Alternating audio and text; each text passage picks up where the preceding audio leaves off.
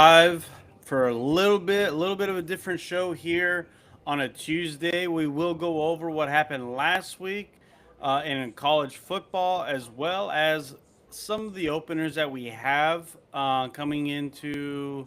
I'm not sure if any midweek games, but definitely games that are coming up on Saturday. And not only that, we do have the college football playoff reveal show. So we'll be going over and talking about how the teams are ranked, how the bracket's shaping up so far. So let's go ahead and get into it. All right, Connor, how you doing today? Doing good. Hoping for a better week this week for best bets. That's for sure. You had a decent week. I did not. Yeah, let's go ahead and get into that. How did your week go? How'd your weekend go? Let's hear it. Good, bad. Let's hear it. Not good. It's my worst week of the season, unfortunately. I liked Rice plus 14.5 against Memphis. I talked about that at length last week, really the entire week. And of course, that's the one time Memphis performs well against an inferior opponent in a trap spot. They never do under Ryan Silverfield, but the one time I make a play on it is the one time that they actually do perform well. So I lost that one. The one time I take a Notre Dame team total over is the one time, or I guess second time, that their team total has not cashed in the last few weeks. The other time being Boise State when they only put up 28.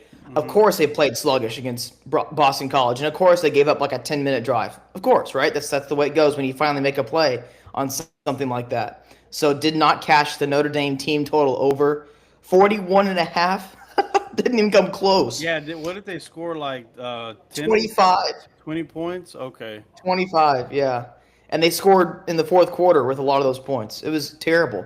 Oh, Yeah. now, that being said, they could have easily had like 35. They missed a few. They missed two extra points. They went for two instead of kicking another extra point because of the questionable kicking that they had. They missed a chip shot field goal. They had a fumble inside the Boston College 5 yard line. It was a weekend, John, for me. What could have gone wrong did go wrong. Been there.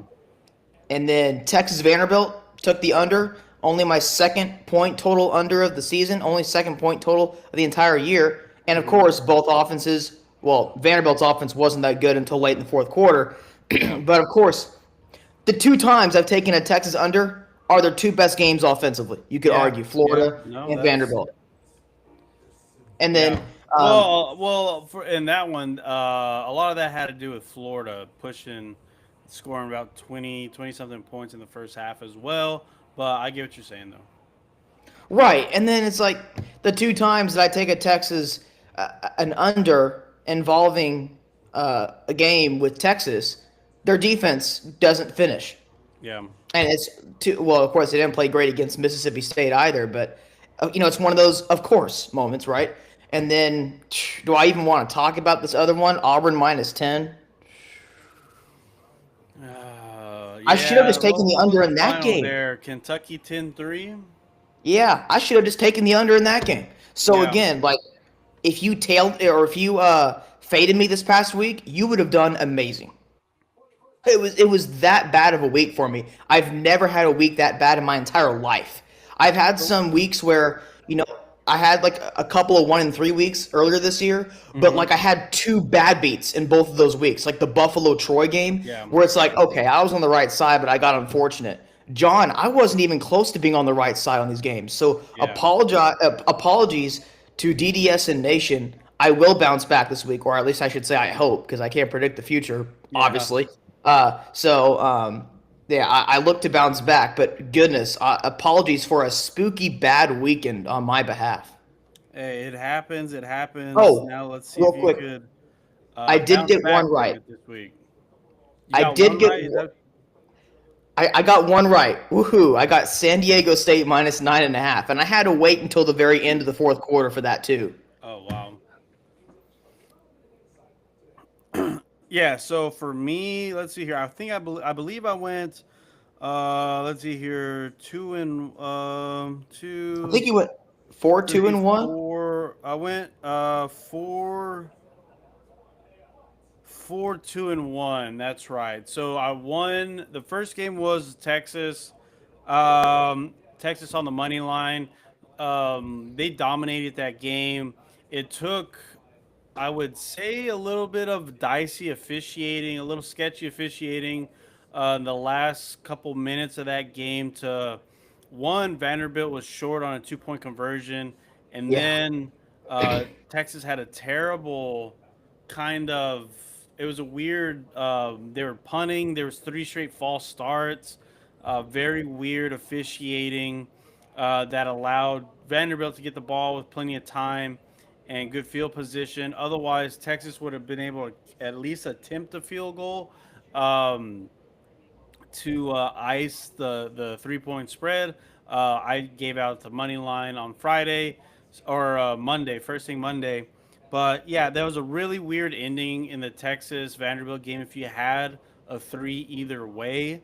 And then Kansas State, I lost that game plus 7.5. They were kind of close with Texas Tech. Avery Johnson threw some at least one interception in the first half, and then in the second half, Texas Tech just destroyed Kansas State.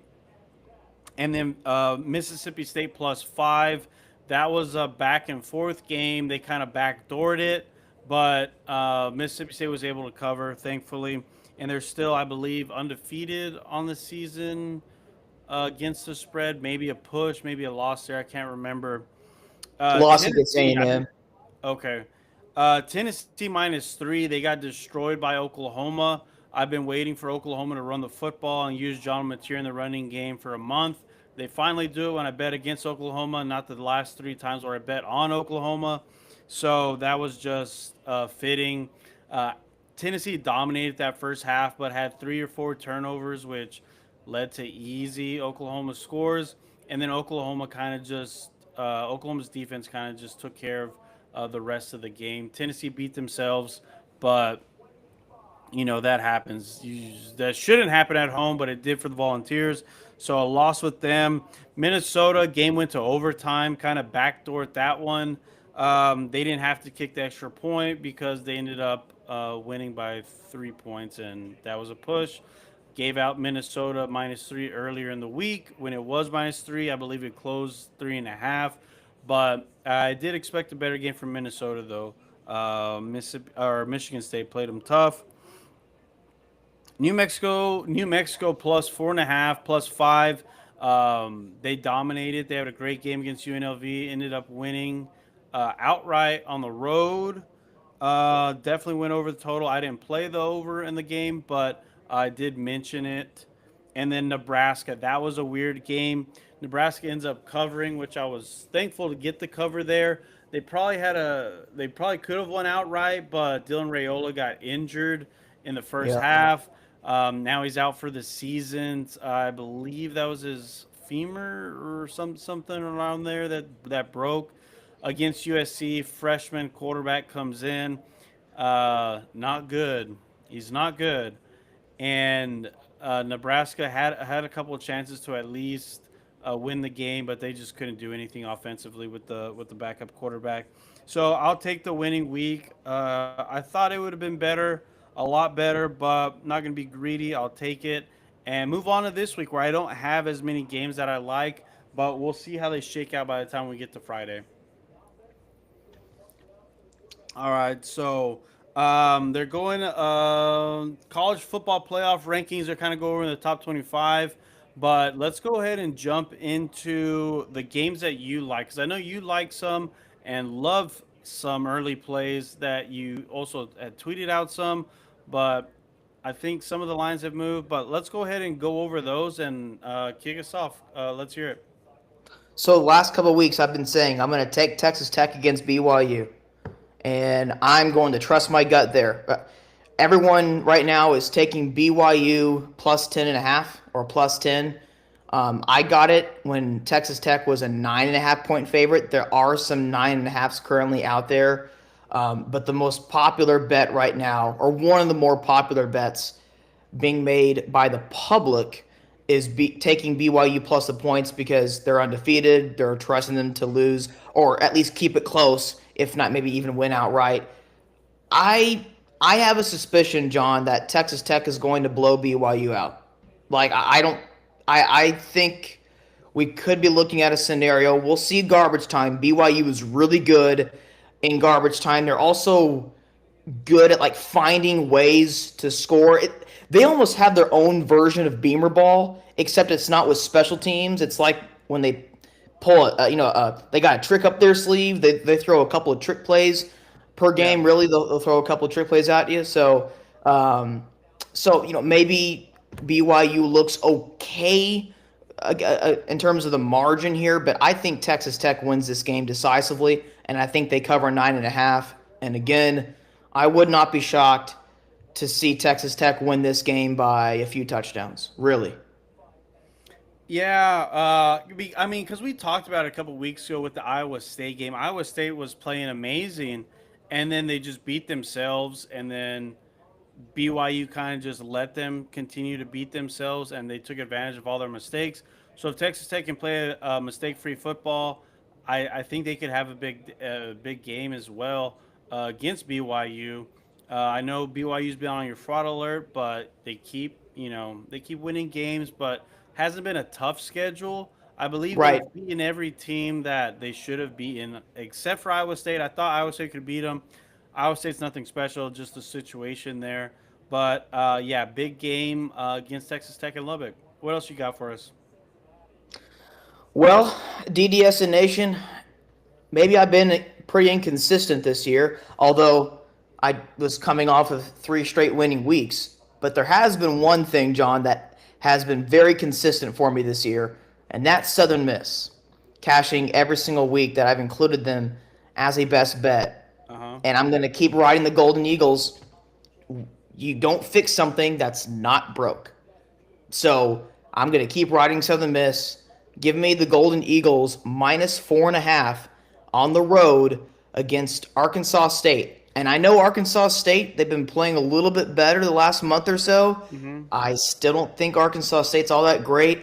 And I think the Southern Miss defensive line can outplay and outmatches the Arkansas State offensive line. I think Southern Miss can really dial up the pressure in this game. I think they are the better team. I think they are the more complete team, both offensively and defensively. Both teams have a good quarterback, but everywhere else, I think Southern Miss has the advantage, including coaching staff. So on the field and on the sidelines, I like the Golden Eagles -4.5. So yeah, I'm going to keep riding Southern Miss there.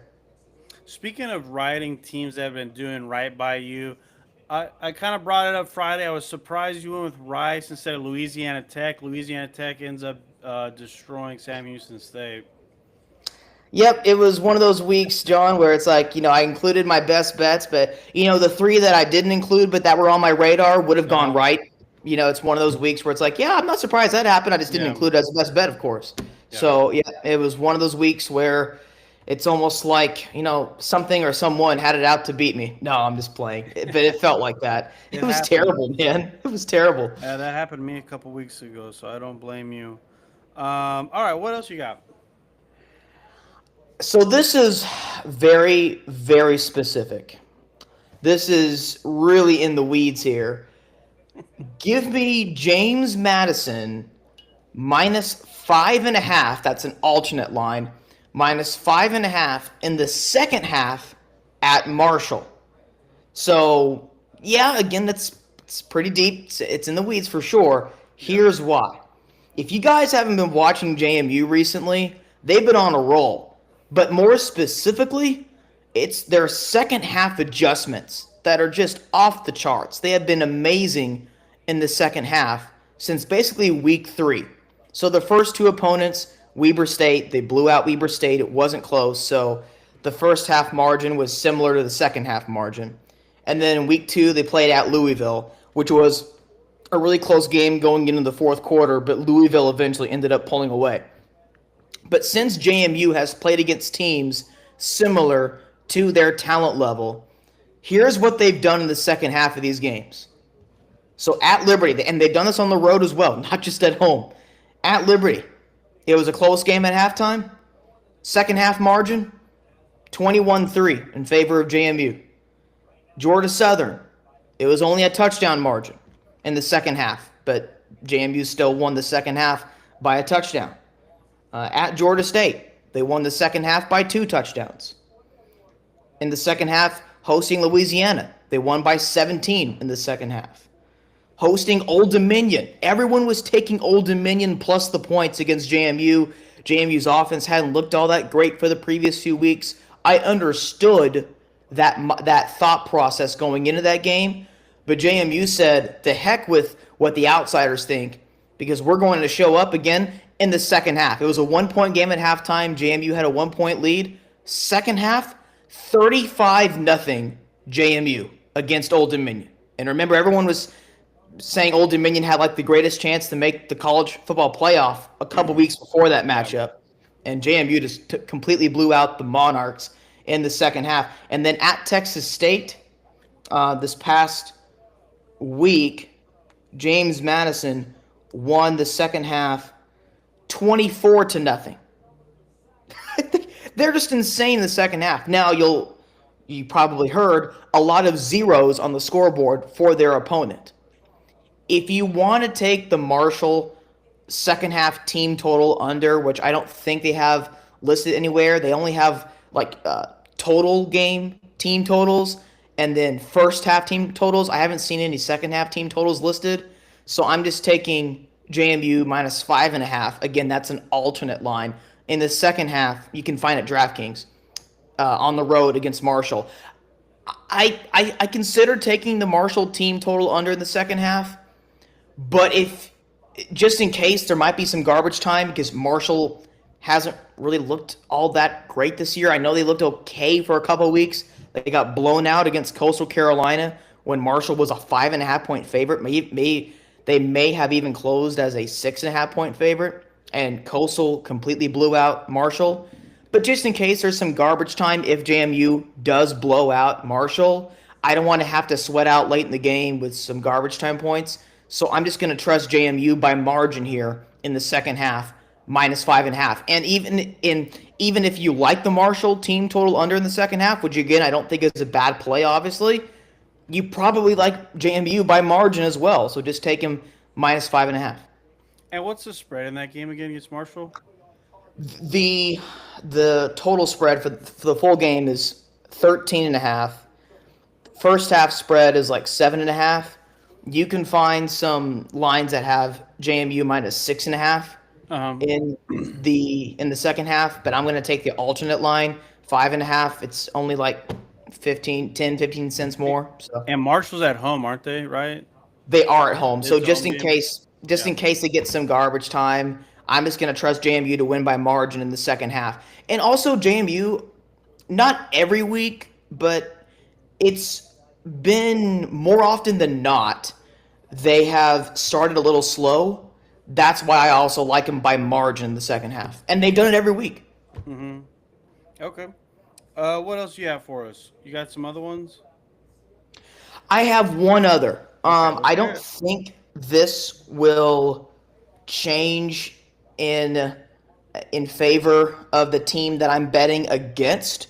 So I would probably get on this number now because I wouldn't be shocked if it drops by a point, maybe even 2 points or a 1.5 before the game ultimately kicks off. Give me UConn plus 9.5 hosting Duke. Ooh. So, okay, because you said, who does Duke have next week? You said Virginia, right? Yeah. That's right, yeah, because you've been talking about that for the last week or so. So I almost did it, John. I almost took Duke plus 3.5 last week against Clemson. So, yes, I would have been right if I included that as a best bet, but I'm here to tell you that was not the right side. Clemson should have won that game. Duke was very fortunate, much less to win. They should not have even covered the 3.5. Duke had the lowest post-game win expectancy of all teams that won from this past week.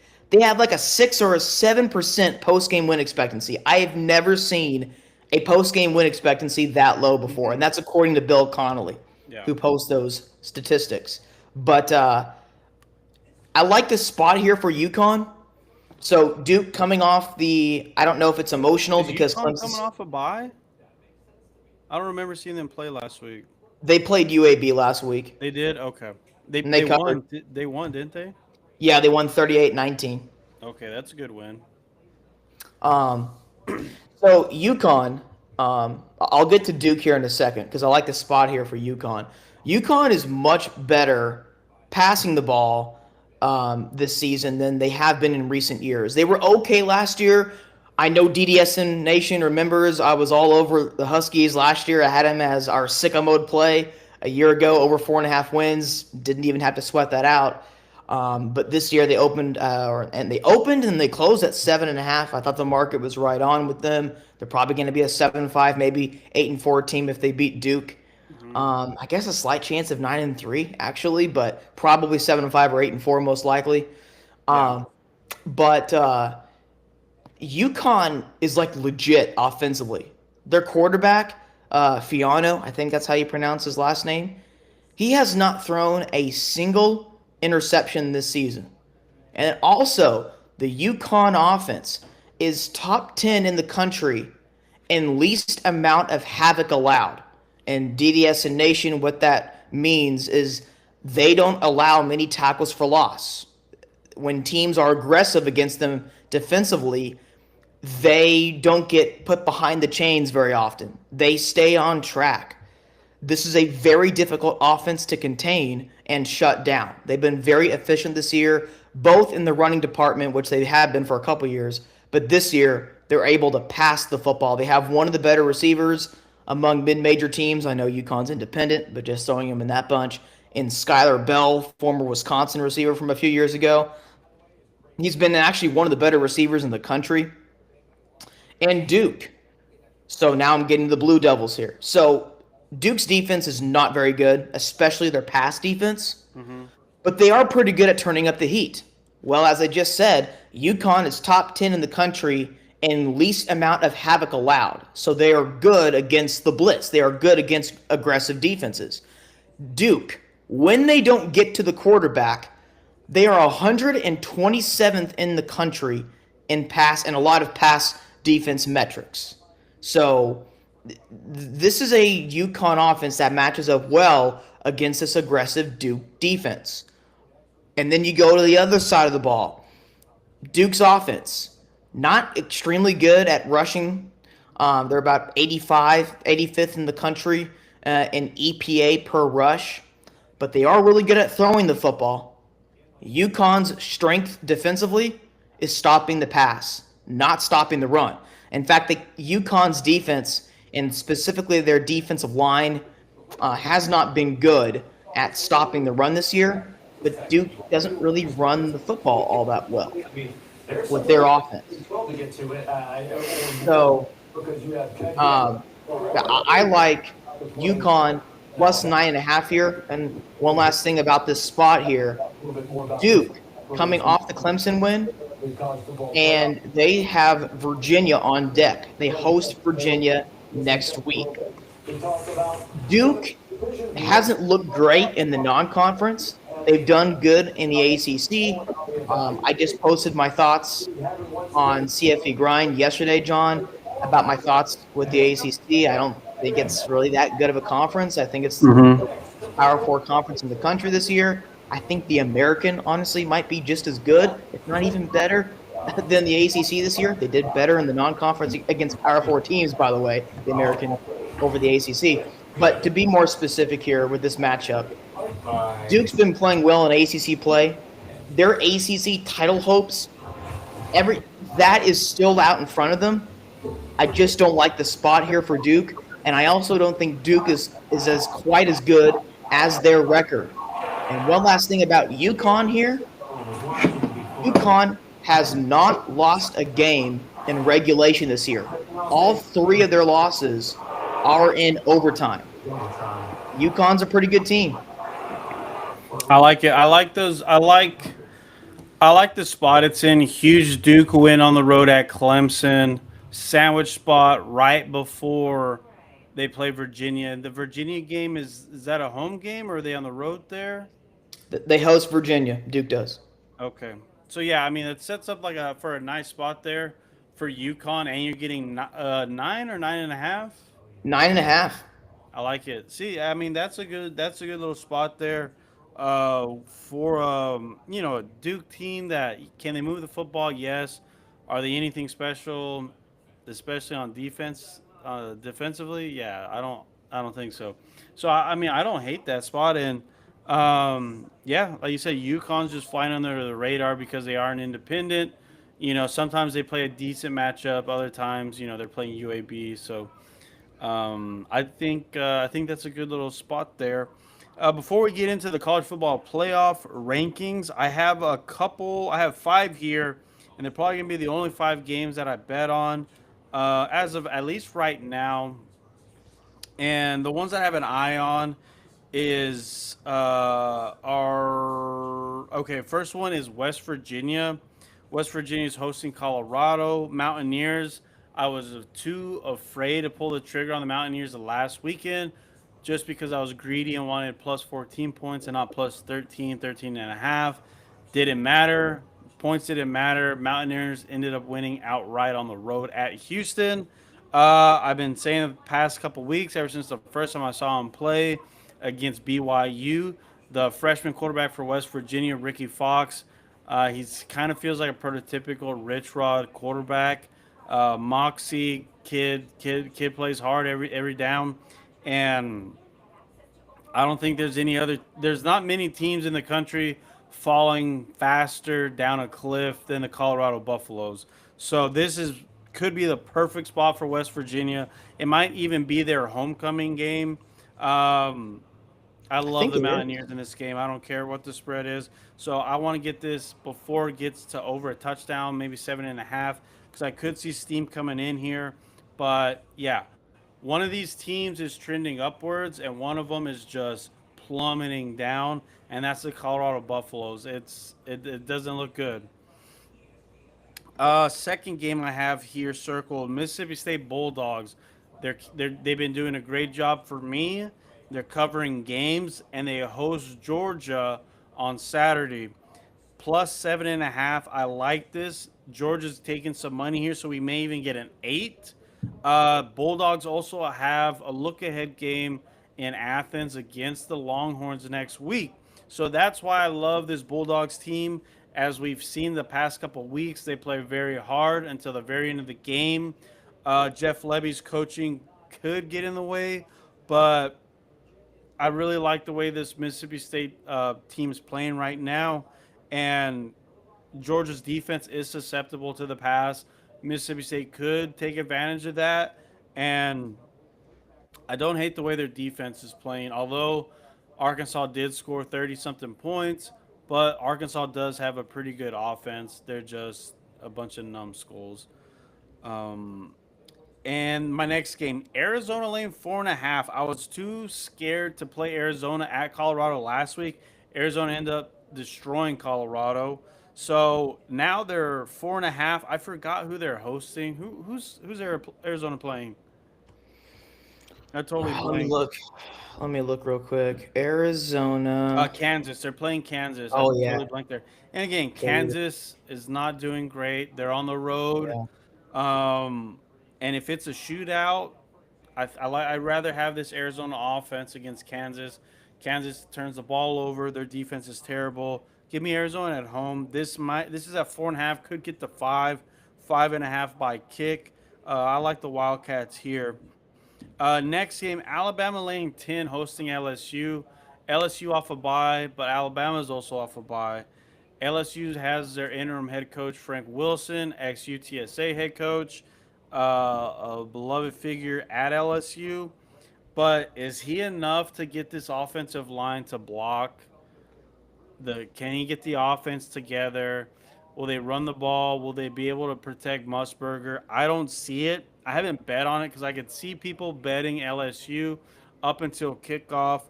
Um, but Alabama laying 10 points is something to look at. It was 11 earlier in the week or yesterday, I guess. But yeah, that's one that I have circled. I'll wait to see how this line looks come Saturday, but it's Alabama or pass for me. This LSU offensive line, especially on the road, they can't hold up at home, so much less in the biggest rivalry for the school on the road. I'm just not buying it with the Tigers. Give me Alabama off a bye. Next game, UCLA off a bye. hosting Nebraska. Nebraska's got to run a whole new offense with Lafitte at quarterback. He can't throw the ball. They could only run it. Can UCLA cover? Can they play some defense? I think so. Um, I believe UCLA is off a bye, so that's definitely going to help Yep. with the game plan around him and the rest after kind of the gauntlet that UCLA went through. They went from being the worst team in the country to the hottest team in the country to getting killed by Indiana to a bye week. So it's a perfect time for them to rest, reset, and I feel like it's a perfect spot for the Bruins hosting Nebraska. Matt Rule, I mean, he's not the best coach in my opinion. He had a great run at Temple. You could say his Baylor teams were they great? Were they? I mean, I wouldn't call them great teams, but he did great at Temple. He hasn't really impressed me since then. I love UCLA here. It was at 3, now down to 2.5. Perfect spot to take the Bruins. I love, Alabama just scares me because it's double digits. I can see everyone betting on Alabama as well, but I really love these games, and it's basically fading teams towards the end of the season that are kind of just dead horses. Colorado, Kansas, not necessarily Nebraska, but Nebraska without a quarterback, it's not going to be easy for them to move the football. So I love those plays. I'm not on them yet, just because the line movement is going towards my favor on every game except for the Arizona game. So I'm gonna wait a little bit, but I do love those plays for what I feel like is kind of an ugly week with some ugly matchups. So, John, I actually thought about most of those as well, and I'm gonna have another play here regarding one of those games you talked about, but it's not going to be on the spread. It's going to be on a team total. Okay. But I thought about taking Georgia, Mississippi State, or I thought about taking Mississippi State against Georgia plus the points. I also thought about taking UCLA money line against Nebraska. So I like those plays for sure. And I really like your West Virginia play. But here's how I'm going to play that game. Give me the West Virginia team total over 30 and a half, because the way I'm looking at this is, so you probably heard the news. Colorado is going to be starting their freshman Juju Lewis. Yes. Yes, I saw that. Is it possible that Lewis performs better than what the other quarterbacks have? Absolutely. Is it possible that Colorado's offense has a pulse against a non-great, non-athletic West Virginia defense? Yes, it is. But from what I've seen from Colorado, their defense, it's like they're kind of in quit mode. They do terrible against the run. West Virginia's running high right now. West Virginia would need to win out to play for a bowl game. I don't think they're going to do that, because if you look at their last two games, at Arizona State, hosting Texas Tech. But this might be the last chance for West Virginia to win a game this year. We'll see how Arizona State looks with their backup quarterback. But Yeah. regardless of how you feel about Colorado here, if you like the side of West Virginia, it's probably because you don't like from what you've seen about you don't like what you've seen from Colorado's defense. You like what you're seeing from West Virginia's offense as of late, and you trust West Virginia and Rich Rod's offense to get going here in Morgantown against this porous Yeah. Colorado run defense specifically. And what about, John, if Juju Lewis has a couple of turnovers, maybe a pick six? That would help with the team total. Yeah. So I don't know what Colorado's offense is going to do now with some of the change. They might still be bad. Like West Virginia might cover 6.5. They very well could. Um, and how Colorado's played as of late, I certainly would not want to back Colorado plus 6.5 here. But just in case, whether West Virginia wins by margin or not, I do think West Virginia is going to get their points in this game, especially at home. And what makes anyone think Colorado is all of a sudden going to perform great defensively here in this spot? They're not playing for anything. They're not making a bowl game. Colorado's last two games are K-State and Arizona State, or Arizona State, K-State, but those were the last two opponents. Give me the West Virginia team total over 30 and a half. I think they could score some points here. Yeah, and I don't hate that either. My thing with the Julian Lewis thing, yeah, he's probably going to be a pretty good quarterback. But, I mean, they have a couple decent quarterbacks. Kaden Salter, he's, I don't know, he has bad habits, bad mechanics. He's like always on the run and he doesn't need to be and throws it like while he's running. And he has terrible accuracy. And the other quarterback, I'm forgetting his name, but he was decent, but they're just not very good, and that's just offensively. The defense is putrid, but yeah, offensively, I think Lewis could and should give him a spark, but yeah, I think this West Virginia team's a little locked in, a little more locked in than Colorado, but I still think that West Virginia can get that team total like you talked about. Oh yeah, I mean honestly, like again, I don't know what Colorado's offense does here. Maybe they perform a little bit better Uh than huh. what they had the last 2 weeks, especially than against Utah. I mean, Utah's defense is in a different class than West Virginia's defense. We all know that. Yeah. We get that. But what's the chance that this game ends up being like 38, 31, or 34-27? Do you think there's a slight chance of that? 38-27. Or like When was the last thirty-four, time 27 or Colorado? 38, Oh, 31? I'm trying to think. When was the last time Colorado scored over 25 points? And maybe against Iowa State at home they won. They won 24-17 in that game. Okay, so they didn't even score 25 points there. Have they scored 25 points all season? I don't even think they did against Delaware. I'm waiting for my phone to load here. I'm trying to Um, think. I think they may have scored 28 in that game. they scored 30. Come on, phone. They scored 31. Still waiting for my phone. They scored 31 against Delaware, 37 against Wyoming. Okay. So not Uh, against any power, not against any power schools or the Big 12, right? yeah, their best game in Big 12. They didn't play bad at TCU, to be honest, but they still lost by Oh, two that was a touchdowns. game they probably should have won. They choked it. Um, Scored 20 at Houston, scored 20 against Georgia Tech, scored 21 against BYU, scored 24 against Iowa State, and then 7 and 17 the last 2 weeks. Okay. But I mean, outside of Iowa State,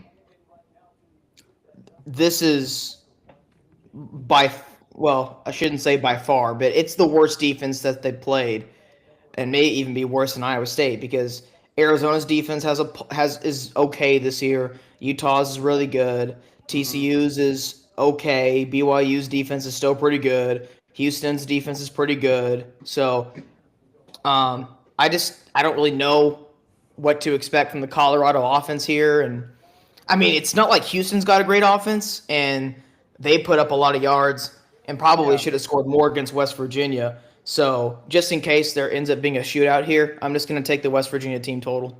Okay. I like it. All right. Now that we got the playoff bracket out, what do you what do you like? What do you dislike about the bracket? Do you have it in front of you by chance? I can pull it up right now. I have it. I have like a screenshot in front of me. Yes. All right. Ohio State's number one, followed by Indiana and Texas A&M. So the top three teams there: Ohio State, Indiana, Texas A&M, three of the four undefeated teams. Alabama number four, Georgia five, Ole Miss six, and then BYU, Texas Tech, Oregon, and Notre Dame round out the top 10. And then let's see here.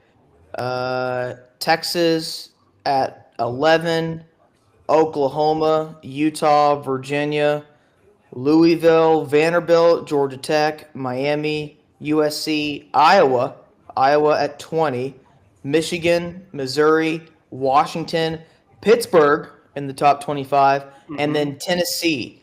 So I will note here no G5 team here in the first playoff rankings. No team from that top group in the American, and no James Madison, no San Diego State. Um, I would have a Memphis over. I would have Memphis over Tennessee. I would not have Tennessee ranked right now. Mhm. That would just be me. But otherwise, I kind of like the rankings. But that would be the one thing that I would really switch. Yeah, I looked at them, and I really don't have a beef with anything here. What they have Memphis at? Oh, they don't even have Memphis ranked. Okay, yeah, I don't really have any beef here. I feel like 1 through 4 will probably you mean they could be interchangeable. I know A&M's undefeated, Alabama's got a loss, Ohio State undefeated, Indiana's undefeated. Some people want Indiana to be number one. I don't feel like it. I mean, all that will figure itself out by the end of the season, of course. But with the top four, I have no beef. Let's see here. At 5, Georgia makes sense. They, of course, still has the ways to go, but you get Georgia if they beat Memphis, they end up playing Alabama. I know this will change, obviously, and then Ole Miss at 6. Yeah, they got beat by Georgia, so that makes sense. And then you have BYU at 7, Texas Tech at 8. That'll figure itself out. Texas Tech has that loss against Arizona State. BYU still undefeated. That'll get settled on Saturday. Uh, Notre Dame at 10. Little high, I thought. I think that they really don't have anybody on their schedule. They don't. They beat USC. USC is a nobody this season. Who'd they lose to? They lost to A&M and Miami. Teetering. Miami's teetering on just being out of the race completely after losing SMU, and then you have um, they beat Arkansas, who's nobody. Boise State, nobody. So Notre Dame at 10, I don't like it. I don't like it. I don't know. We'll have to see how the ACC shakes out as well as the SEC. What Texas has 3 losses. They Two lost losses. to. They have Two two losses. losses. Okay, so I just don't agree with the Notre Dame being that high. Yes, they lost on a controversial call to A&M, but they still lost. So if that's the case, put them at 11. Virginia up to 10. Um, and if, again, Virginia, they're still they. I mean, all of this will get figured out. So I don't really have an issue with the rankings right now, other than Notre Dame being at 10. Weak schedule, no conference, and the tough games they schedule. I mean, they're all against duds: Arkansas, Boise, Boston College, USC, and the other two teams that they played that were notable, Miami and A&M, they lost to them. One of them was at home, one was on the road. So to me, Notre Dame should be eliminated. They shouldn't be in the playoff with that type of schedule, with having only maybe one loss. If Notre Dame's undefeated, great. One loss, okay. They're not as good as they were last year, especially defensively. I don't think Notre Dame should be 10, but that says a lot about Texas. That says a lot about how Texas hasn't looked so great. If Texas looked a lot better, Texas would be in that spot. Texas beats Georgia, they're in that spot. So we'll have to wait and see. And of course, Oklahoma's on their tail, but they may not be by the time we get finished with the season. But other than that, Oregon, I think that'll. Who else does Oregon play? They got to play Washington. Do they play Mm-hmm. Ohio State? No. They barely beat Penn State in double overtime. So Hey, Oregon's one loss away, in my opinion, from being booted here. Uh, that's my opinion. Indiana beat the shit out of them. They barely beat Penn State. I think Oregon's a pretender that's kind of skating along just like Notre Dame is right now. I love the Notre Dame offense. The defense is improving, but the strength of schedule, there's no way that it's anywhere near a Texas, Oklahoma, and you could even throw in maybe an ACC school. Probably has just about the same strength of schedule as Notre Dame. Pitt lost to West Virginia, not a good loss. Trying to think about what else, but yeah, that's those are my only gripes. Oregon, I just don't see them having a tough enough schedule. It's kind of a brand name, which I get it. West Coast, they're gonna want some West Coast in there if they can, and Oregon fits that because USC, UCLA, Washington could sneak in. Washington, they're gonna have to beat Oregon though. So What's Oregon Oregon's play, schedule? What's Oregon's schedule? so Oregon from here on out, they do play at Iowa this week. I think that's a really intriguing game It's there. very intriguing. I'll tell you why. Because the spread is 6. Normally, you would think, oh, okay, Oregon should be favored by like 9 points here, but the spread's only 6. Iowa took Indiana all the way to the very end in a game that went back and forth. So yeah, I that game that line at least the line on that game is screaming for an upset. Because if you think about it, or if we talked about it before the line came out, I'd probably guess they would put the line at 9. Maybe it did open at 9 and got down to 6. I don't know. But looking at that line and seeing a 6 there, it's kind of like something freaky may happen in this game. I could see it. Iowa obviously very good at Kinnick Stadium, and I agree with you, John. I My thoughts about Oregon have not changed from the summer.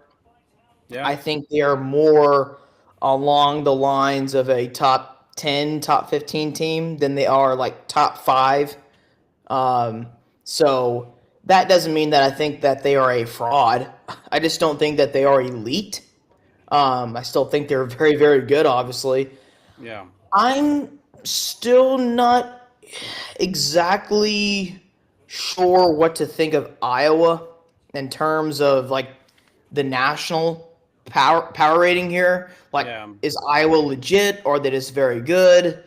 I guess they are legit because they were right there with Indiana, beat Minnesota decisively. Although I What don't think other losses Minnesota, is Iowa? Who else has Iowa lost to besides Indiana? Iowa State. Oh, that's right. That's right. And that was a road game, rivalry game. So, okay.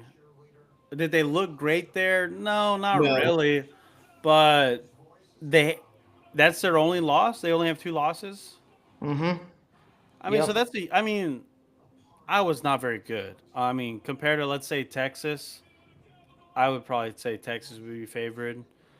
Same with Oklahoma. Oklahoma, Iowa on a neutral. Oklahoma Yep. probably be favored. ACC. I mean, Georgia Tech still not out of it here. Um, they did take a bad loss against NC State, but the ACC basically everyone's. I'm trying to think now. Georgia Tech lost. Virginia still undefeated. Louisville. Has one loss. They lost Okay, to so Louisville's could be Virginia. interchangeable there.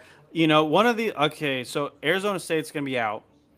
So unless BYU wins out or Texas Tech wins out, if they lose to BYU, I think if they lose to BYU, they're probably out. Unless they win the Big 12 championship. But I think we're only going to have one Big 12 school unless BYU only loss is to Texas Tech and they go to the Big 12 championship and have a rematch. Maybe we get 2 Big 12 schools. But if that doesn't happen, I think we only get one, more than likely the Big 12 champion, which probably going to be Texas Tech. But we don't know. That conference is kind of a little closer, especially when Texas Tech has to play on the road. It's a little closer than most would think. In these first set of playoff rankings, they don't surprise me one bit, but it solidifies something that I was already anticipating. We probably most of us were anticipating. So again, it's not surprising, but this just confirms it after the first rankings a little while ago. It, The playoff committee is going to do everything that they can to get SEC, only SEC, and Big Ten teams for the at-large spots. Because you look at the rankings in the 20 to 25 range. Yes, they put Pittsburgh up there, but I think that has more to do with Pittsburgh. Ever since they've been playing that freshman quarterback, they've been on a roll, yep. and it would be slightly disrespectful for them to not include Pitt. But also, I think that's also an excuse for them to not include a Memphis, even though Memphis Well, they're deserves gonna to be have to they're ranked. gonna have to put somebody in there no matter what. Exactly. And so they're going to go with the power forward then over the G5. That's what these first rankings are about. But where I was going with this is that the rankings in the 20 to 25 range, when you look at them, I'm going to pull them up real quick here. So at 20, Big 10, 21, Big 10, 22, SEC, 23, Big 10, 24, Pittsburgh, ACC, 25, Tennessee, SEC. So it's SEC and Big 10. And by the way, at 19, USC, Big 10. They will do everything that they can to it's almost like the SEC in But don't you baseball. have? But don't they have? Don't they have Miami, Louisville, right Yes, there?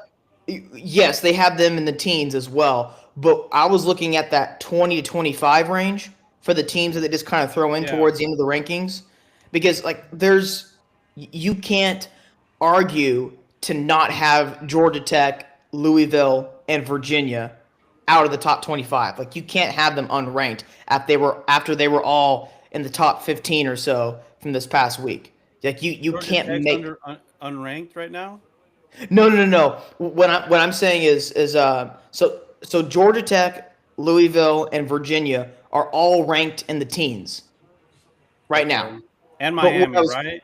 Or are and they 20? Miami, yes, Okay. and Miami. So where I was going with that though is all of those teams, including Miami, were in that top 15, top 16, top 17, and Louisville. Uh, who did Louisville play this past week? They Virginia play Tech. Virginia Tech. And they had the backdoor cover there. Should not have covered, but they did. Yeah. Um, but anyways, all of those teams except for Miami and Georgia Tech won.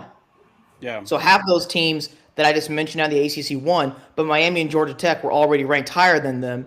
So they dropped them, but not completely out of the rankings because you can't Hmm. justify those teams to not be ranked. But where I'm Yeah. going with this is that all those teams that they just kind of threw into the rankings in the 20 to 25 range, because we had a lot of those teams lose this past week from that group of teams in that respective rankings, Hmm. they're all throwing in Big Ten and SEC teams in now, and then Pittsburgh instead of Memphis, um, Oh, because they want to justify later on the SEC and the Big Ten picking up these ranked wins so they can just keep these teams ranked. And if one of the lower ranked teams here in the Big Ten or SEC happen to win a game against mhm. a higher ranked team, they can still keep all those SEC and Big Ten teams ranked. Well, I mean, we okay.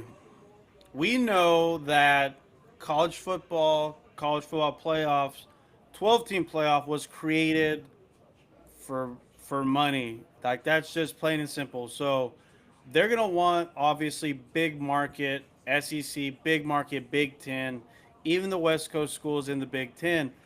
So let me ask you this: which Big Ten schools do you think will and should be in the playoff by the end of the season? Which SEC schools and who's going to fill out the rest with one G5? So because from I was listening and it sounds like you think that there may be other schools that are maybe better than some of these Big Ten or SEC schools. So I'm just curious what or who or how you think the rankings are gonna finish out. So how I think the rankings will finish out as of right now, I think the Big 12 and the ACC will only get one team. Okay, Um, and go ahead. the ACC could have had two, but they have not performed well the last couple of weeks. They didn't help themselves in the non-conference, so they haven't done themselves any favors here. But like I know people are going to say, but look at Louisville, look at Virginia, look at Georgia Tech. Yes, but let me ask you this question: are those teams programs named Florida State, Clemson, Miami? No, no, and no. They're not the brand names. So Yeah. yes, they can have breakthrough seasons, win double-digit games, finish in the top 15, 20 in the rankings. But if they don't win the ACC title, obviously the ACC title winner is going to make the playoff. They're going to get the auto bid. I don't know where they're going to be ranked in that playoff, but Yeah. they're going to get the auto bid. Um, but the loser of the ACC title and any team, even if it's a Virginia like at 10-2, if they don't play for an ACC title, or if it's Louisville or something like that that doesn't play for an ACC title Mhm. and is sitting there at 10-2, they're not making the playoff. And the ACC title game loser, if they're 11-2, they may not make the playoff either Yeah. because it's not a brand name. And my argument against that is okay, let's say, for an example, you have ACC school, Georgia Tech. Who has Georgia lost to this season? Bama. Alabama. They got killed at home. Alabama killed them. It Now was a Georgia close Tech game. undefeated, and then they lost on the road to NC State by more than 2 touchdowns. Yeah. Okay, so let's say Georgia wins out, and then they play Georgia Tech. They beat Georgia Tech. Let's say Georgia beats Georgia Tech at the end of the season. Who should get that last spot? Should be Georgia, right? Well, Georgia, if Georgia wins out, including beating Georgia Tech, is that what you're saying? Correct. Then they're going to be in regardless. Okay. And then if Georgia Tech wins that game, you would think Yellow Jackets would get in over Georgia, right? Unless Georgia's the SEC champion. Correct. Georgia Otherwise, Tech would then have both a of them very might get in. Georgia Tech would have a very good argument if they don't drop a game against Pittsburgh or something like that. Exactly.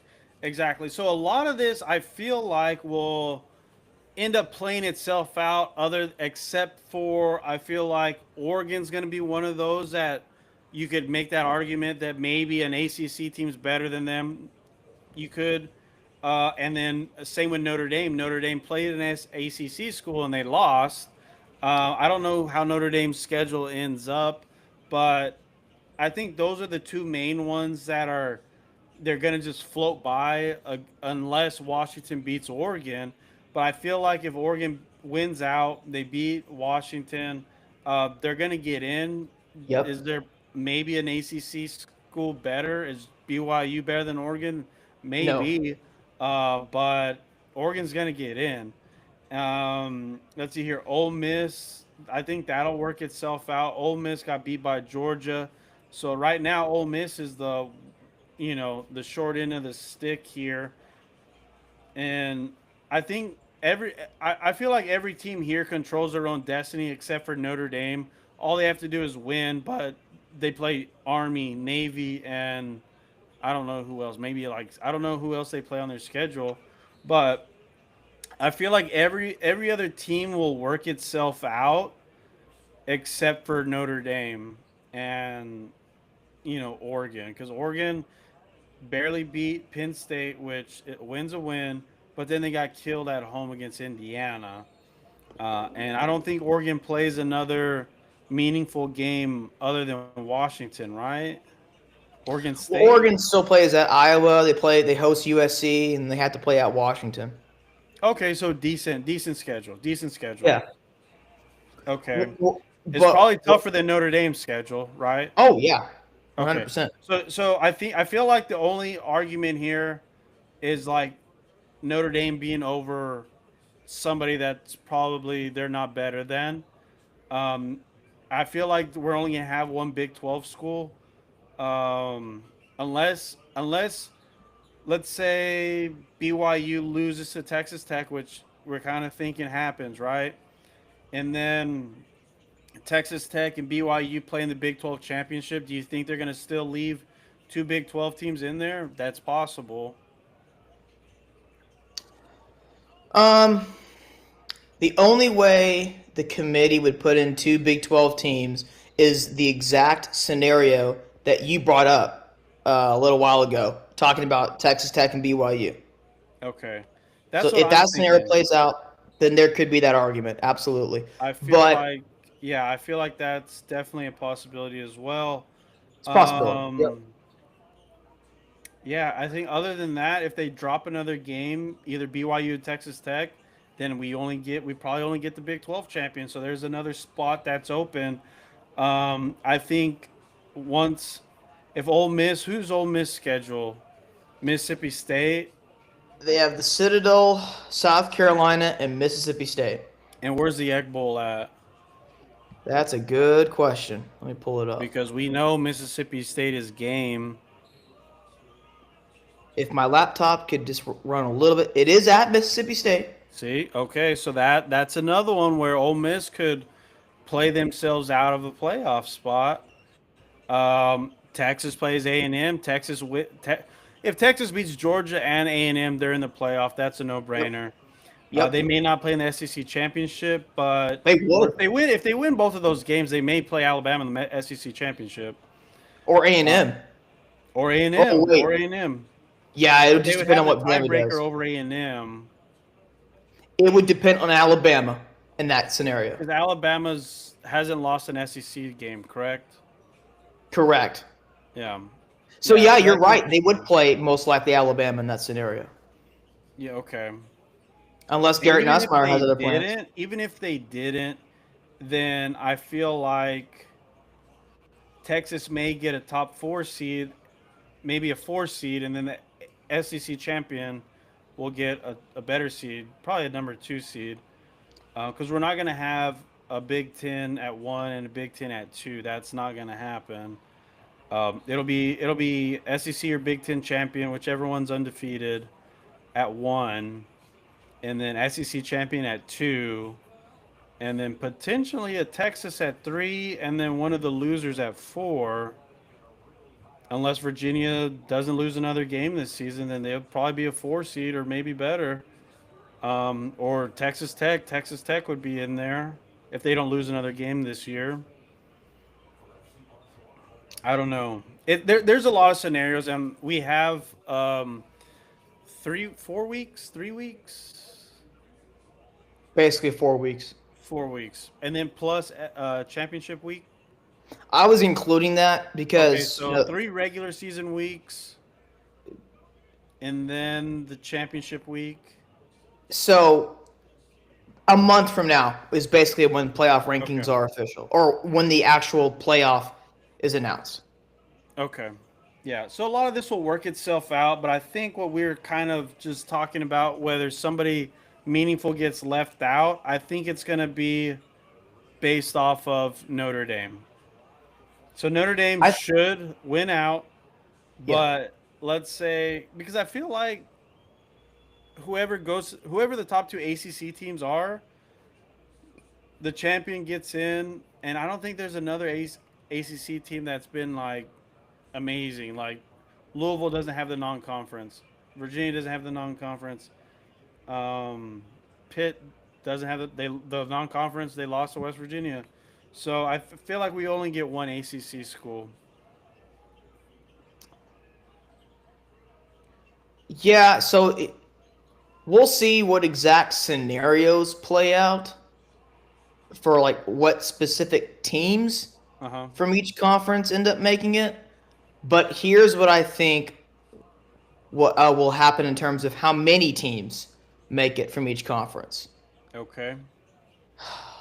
Let's try to do this by process of elimination. Okay, so 12 teams. You're going to have your G5 representative. As of now, it's probably going to be the winner of the American. I know Yep. JMU fans are going to cry. We're just as good.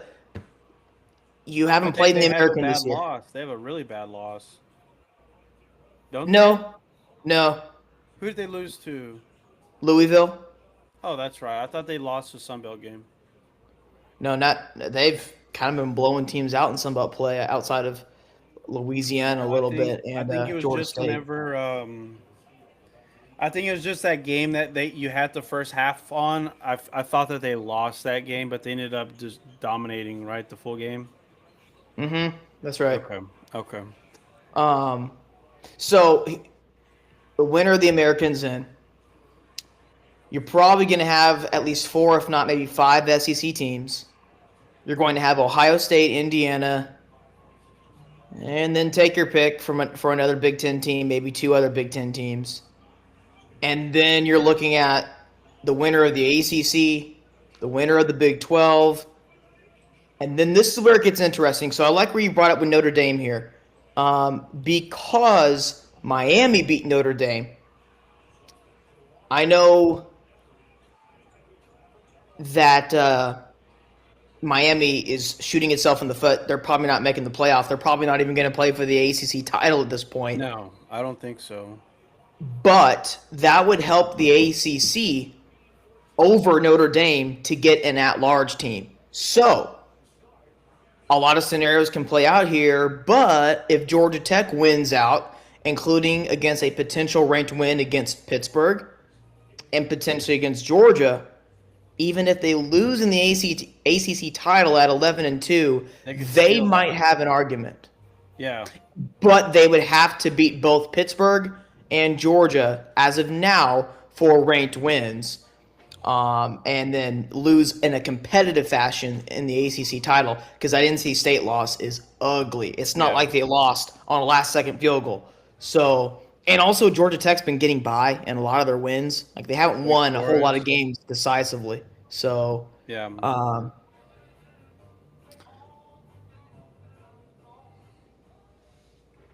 It'll, so it'll be interesting for sure, and because there's a lot left to go in each of these conferences.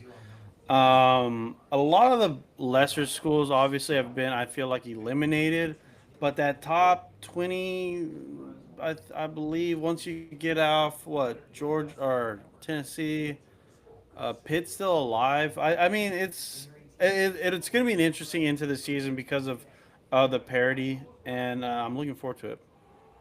Um, yeah, it'll be fun down the stretch for sure. But ultimately, I still think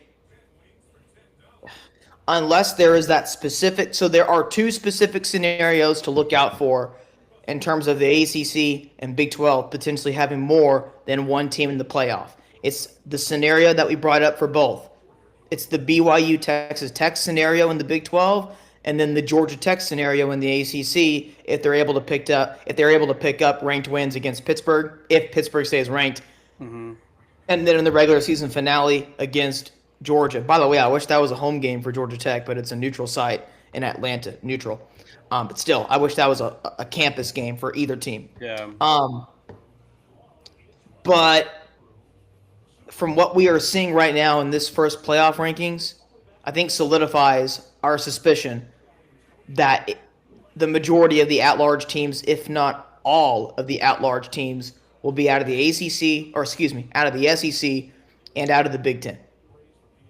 Yeah. Yeah, and that's just where the better teams are right now. So it's kind of, I don't, like I said, the only thing that I kind of disagree with is not disagree with, but I feel like Oregon's not as good as normal. So they're getting in. You get a West Coast team because there's not any in there, so they get a West Coast team that's good for the ESPN, and then Notre Dame. I still think Notre Dame ends up getting bounced. I don't know. I just have a feeling that either somebody's going to take that spot. More than likely, it's going to be Texas or maybe a second place ACC school, or a second place Big 12 school, which would be BYU. Yep, yep. And also, DDSN Nation. By the way, this Texas Duke basketball game right now, whew, it's both teams are. It's looking like the first game for both teams. Yeah, a lot of missed shots. And then, goodness gracious, wow, some sloppy play. Okay, uh, are you watching it too? Yeah. Um, yeah, of course, it came on right after the playoff rankings. But, anyways, our Washington uh, buy low here on on the Huskies in the preseason for Yeah. them. get over the 7.5 win total. That's probably going to cash. That was at plus money too, so that was really good value there. And we also took a long shot for them to make the playoff at plus 1040. If Washington wins out, I think they're in. I agree too. You just flip them in Oregon. Yep. So for those that tailed us with our betting advice here on the Huskies, here is Washington's remaining schedule. They're at Wisconsin this week. Like, you should win that. You host Purdue. You should win that. You're at UCLA, kind of in a trap game, look ahead spot before Oregon. So, but you should win that. You're going to be favored you're favored by double digits this week. You're going to be favored by double digits next week at home against Purdue, and you'll be favored against UCLA. The margin, I don't really know what the spread's going to be there. We'll see. At least a touchdown, I would think, if not maybe more. But they should be 3-0 there, and then they host Oregon. And that was a game in the preseason that I thought Washington was live to win. So, Washington over 7.5 wins at plus 120 or plus 118, whenever we gave it out, looks really good. But yeah, Washington plus 1040 to make the playoff. It might happen. That might cash. Yeah, I like it. Well, I think we can go ahead and wrap it up there. I like everything that I have. Yeah, go ahead. What do you have left?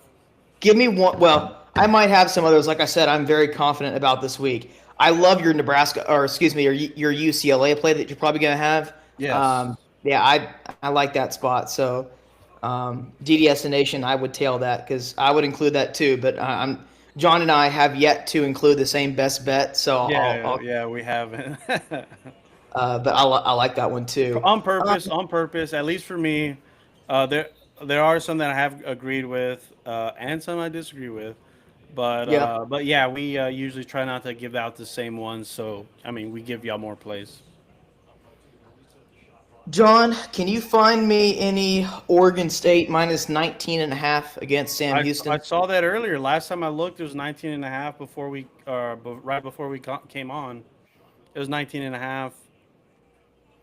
Is it still 19.5 at Bet Online? Uh, My phone's really slow right now. I cannot pull up anything.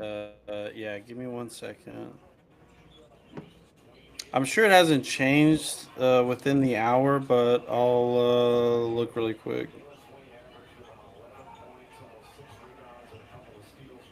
Yeah, 19 and a half. Lay 'em with the Beavers, baby.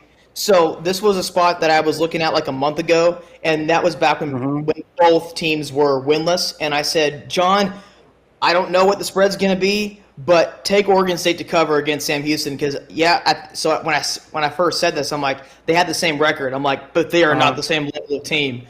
Lay it with Oregon State. They're coming off an emotional win against Washington State. They might start a little bit slow. Conference game.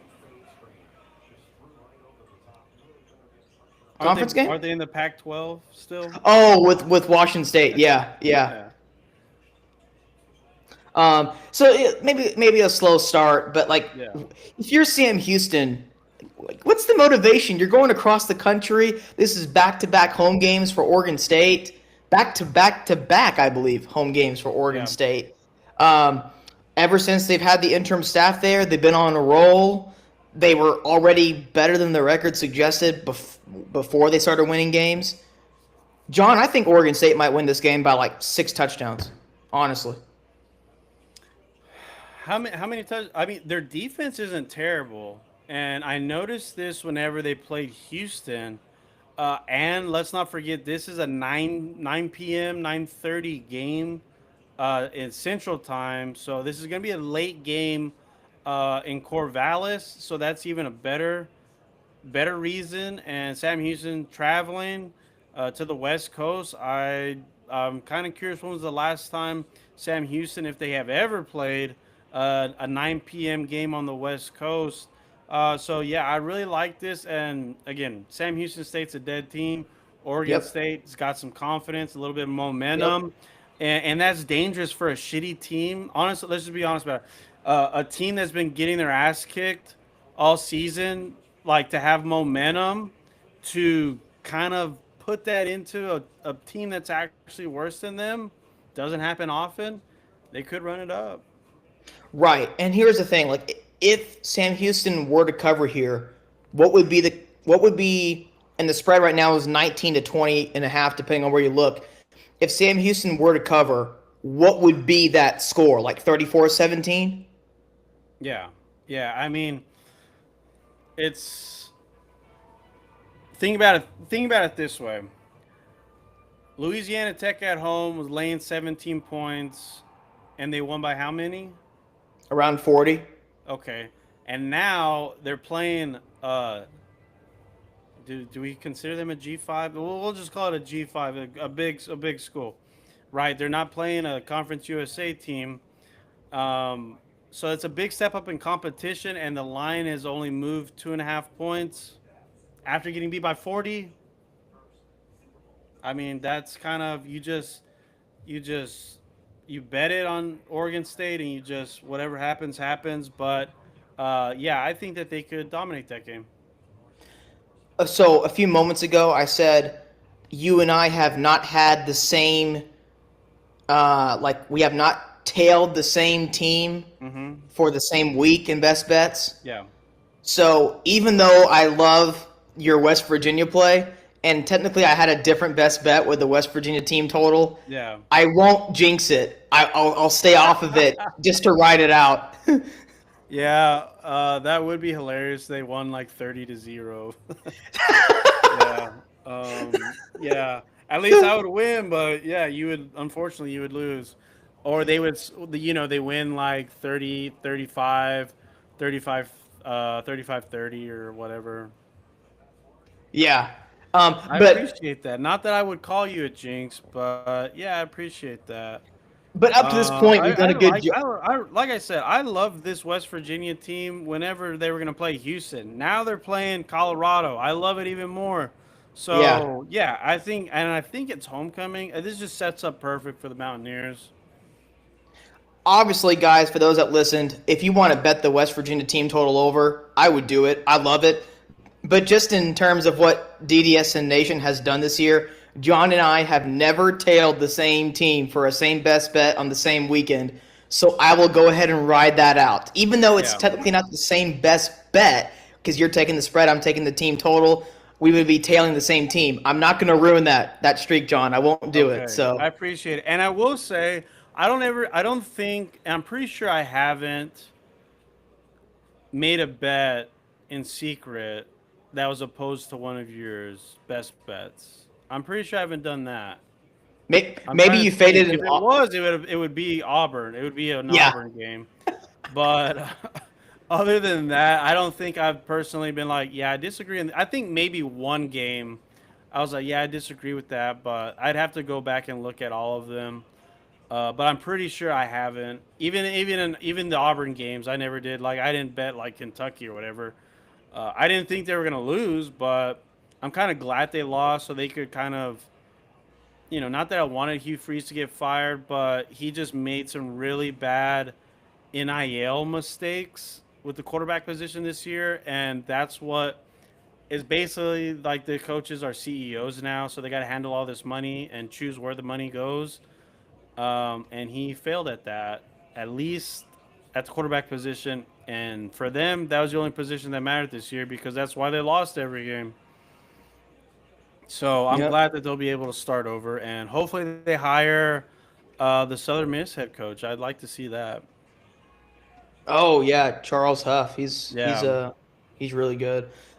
They also might. Well, we'll see what LSU does, but they also could hire John Summerall from Tulane. I I know think they Tulane didn't will. have a good performance this past week, I but love the UTSA killed Tulane, but they'll probably end up getting killed against South Florida. So I'm just gonna enjoy that win, and we'll see what happens. I mean, you never know, right? But is that a Thursday game, UTSA? yep, Okay, yep. yeah. I mean, they're getting 14 points, but I want UTSA to win. Will they? I don't know. Temple got killed by East Carolina as well, just on the American. I was surprised to see that, but Been waiting all year to not waiting for Temple to get humbled, but waiting for them to have a bad game and a conference game like that, and it finally happened. So I said earlier last week that Temple's defense may be a mesh group against East Carolina because I Uh heard huh. rumors that they had a bunch of injuries, and that turned out to be true. Sometimes those rumors turn out to be false, sometimes true, and that one just turned out to be true. And Yeah. boy, did it ever! Oh gosh. Yeah, East Carolina had a really great game, but it kind of helped UTSA. I just don't think Yeah. UTSA is going to. I mean, I want them to win against South Florida. I just don't see it happening on the road, but we'll see. That's why they play the game. I'm just imagining now had UTSA not lost to Temple. I know that was just such a. I don't know. That was just such a terrible. It was. They were just so sloppy, lazy. Like they were the better team, and they just got lazy, and they didn't take Temple seriously, and they paid for it. Yeah. Yeah, it's just not a great look. Um, so one last time, do you want to go over your probable best bets as of right now? Yeah, the games I'm looking at right now, the ones I talked about earlier in the game or earlier in the day, West Virginia lane 6.5. Some money's going towards Colorado, so we may see a 6 here. But I really love West Virginia in this spot. And Connor mentioned team total over, fading this Colorado defense.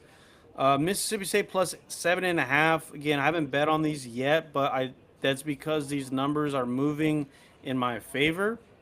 Um, Georgia's taking money, so we may see an 8 here, kind of like the Tennessee game. I don't know if the Texas game got to 8, but every Mississippi State home game 7.5. It's just been an auto bet for me, and they're cashing. Arizona minus 4.5. This one may go to 5, but I do love this Arizona team against the Kansas defense. Kansas is they're kind of falling apart. They got all kinds of shenanigans going on over there, and this is just a buy on Arizona fading the Kansas defense. Alabama was at 11 yesterday, down to 10. I think some people may come in and bet LSU based off of the interim coach.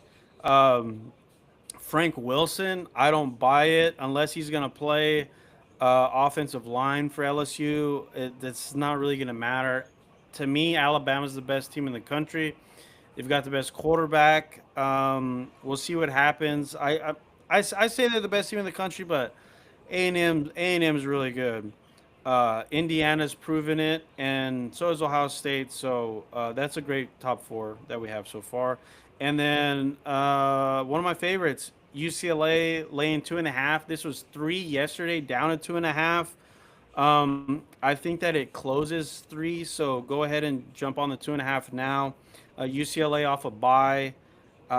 Nebraska off the devastating news over Rayola. If you watch the Nebraska second half, they look terrible offensively with Lafitte at quarterback. Um, he can't throw it. He can't throw the ball. They could run. They could run read option. But again, this UCLA team is playing with a different confidence on both sides of the football. I love UCLA in this spot. Yeah, I like those. That's what I have. Go ahead and let's run through yours. There is a 1.5 out there for UCLA at FanDuel.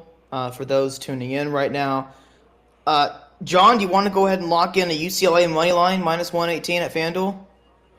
Oh wow, yeah, yeah. I didn't notice the money line on Bet Online earlier, but at minus 118, yeah, I love that. Yeah, let's lock that in. I love that for the opener show. Yeah, I love that. All right, we'll lock that in. Um, all right, let's go to my best bets. DDSN Nation. We've been on Washington and Southern Miss this year with buy lows and Louisiana Tech, and the majority of those times it's cashed in. And with Southern Miss, it's cashed in every single time. So what are we gonna do? We're gonna go right back to the Golden Eagles because they've been golden for us this year.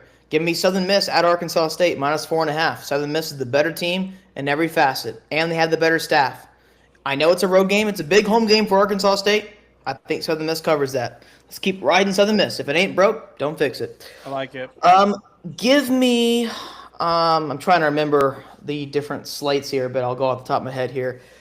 Give me UConn plus 9.5 hosting Duke. It's kind of a trap game here for Duke. I went into this about an hour ago with how these teams match up. I like how UConn matches up in this game. UConn has only 3 losses this year. All 3 of those losses are in overtime. They have not lost a game in regulation. So if these trends can continue to occur, UConn will cover the spread here. My first best bet that I gave out this week, I'm laying the 9.5 with Texas Tech. You can find some 9.5s out there. There's also some 10s out there at a better price. But I like the Red Raiders in this game. And if you wanna, I I don't think this is going to go down to 9. I certainly don't think it's going to go down to 8 or 8.5. So I like Texas Tech minus 9.5 hosting BYU. Oh yeah, a little bit of a sicko mode play here.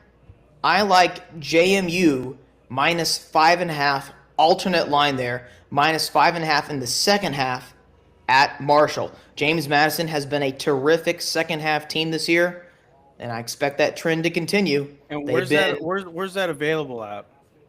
DraftKings, Okay. available at DraftKings, and then give me. I said it for like the last month, and I'm going to trust my gut because my gut has been better than my best bets have been. So I'm going to go with the gut pick here. Give me Oregon State laying at 19.5, or is it 19? 19 and a half. 19.5 hosting Sam Houston. Sam Houston has arguably been one of the 2 worst teams in the country, along with UMass. UMass, you could argue, has actually been playing better than Sam Houston the last couple weeks. Give me tonight. Oregon State here. Give me Oregon State. Like what's the scenario where Sam Houston covers garbage time and then lose like 34-17? Not only are they not any good, but everything's going against them. The travel, the time of the game, being on the road, coming off, blowout loss, Oregon State momentum, Oregon State confidence. Just everything's going against them, and the lines only move 2.5 compared to the Louisiana Tech game. I just don't get it. I'd rather bet. I'm with you. I'd rather bet the Beavers and lose than bet on Sam Houston and maybe win in a miracle fashion. Give me the Beavers. I like it. So those are 5 that I have right now. I'm looking at a couple of others because I'm very confident in this week. This is my most confident week of the year. More confident than I was 2 weeks ago when I had 7 best bets and I had a winning week. Even with 7 best bets, I still had a winning week. So, this is my most confident week of the season. So I may have some others. I may add 1 or 2 others. I do love the West Virginia team total, but again, I don't want to jinx it for John's sake. So, Perfect. I like that. But all right, that's everything that we have. Let's go ahead and wrap it up there, and we'll see y'all on Friday for our best bets show. And I'm looking forward to it because I don't like a lot of games, but the games that I do like, I like them a lot this week. And I'm curious to see how these lines play out. If I do jump on anything quickly, I will tweet it out as always. But yeah, I like it. Anything else from you, Connor? I'm not going to add it as a best bet right now because I don't think this is going to change over the next couple days. But man, I like TCU in this spot hosting Iowa State. I wasn't. What is that? 6.5? Yeah, I don't. Did Arizona State come back and beat Iowa State last week? they did. Wow. Okay, maybe a little letdown Mm-hmm. because they were winning, weren't they? They had like a nice lead, Iowa State. Neither team had a decisive lead at that point. It was a little bit back and forth, but Okay. Yeah, because I just saw a tweet the other day. It was like Jeff Sims shirts going into the Arizona State Hall of Fame or some shit like that. And I was like, oh wow, they must have came back and won. I didn't see the score to that game, so I didn't know. But yeah, that gives me even more of a reason to back TCU. TCU off a bye as well. Yeah, Yeah, I like it. I like that. I don't think that's going to change. I don't think it's going to go to. I certainly don't think it's going to go to 7.5. I guess it has a slight chance of going to 7, but it's even money both ways right Yeah. now at 6.5. Okay. Um, so I may have something with that game right now. TCU's team total is 31.5. I like to get it below the key number if I can, and oftentimes team totals will change by a point or point and a half sometimes over the Mm-hmm. course of a few days. Yeah. So if that comes down, I'll take the TCU team total because yeah, I don't want to jinx the West Virginia team total thing again, but um, yeah, we'll see. I might have something on that game, but otherwise, I've pretty much got my best bets locked in. I don't really love anything else. Hmm. eh. I know it didn't go well for me last week, but I think Notre Dame could put up a pretty good number on Navy. On Navy. Yeah. North Texas did. They dominated that game. Mm-hmm. And I've got a feeling Notre Dame, after not having that good of a performance, although they do play Pittsburgh next week, Notre Dame does. So that's a large number, 26 and a half. Yeah. That's a large spread. I don't know. I may not have anything on that game, but I've got oh, I'll see if I have something on Louisiana Tech again, if I'm going to jump on that train again. Okay. All right. I like So I it. do have a couple of others I'm looking at. All right. Well, we'll be back Friday to go over that and everything else. Thanks for those of you that tuned in. Thanks for joining us. And Connor, thank you for jumping in today. But yeah, I'm looking forward to Friday and then getting into the Saturday games. Yeah, me too, John. Thanks for having me, and look forward to Friday, and look forward to what is hopefully a bounce back week for me and for you to keep the winning streak going. I like it. I like it. All right. Well, we'll see y'all later. Thanks for tuning in, and we'll be back on.